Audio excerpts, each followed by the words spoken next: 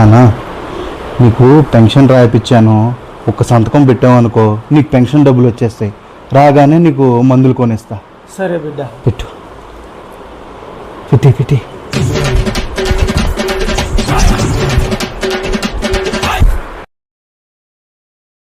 ఏంటి అలా చూస్తున్నా?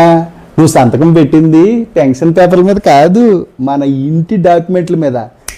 ఈ రోజు నుంచి ఈ కొంప నాది, అర్థమైందా?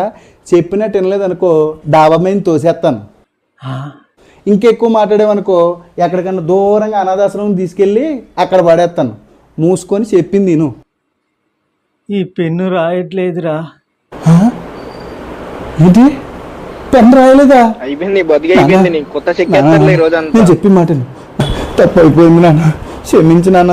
ఏదో సరదాగా జోక్ చేశాను అంతే. సరే నాన్న, నువ్వు ఏది చెప్తే అది వింటా నాన్న. అవునా? అటు తిరుగు నాన్న. ఇటా నాన్న? తిరుగుతున్నా. అయ్యో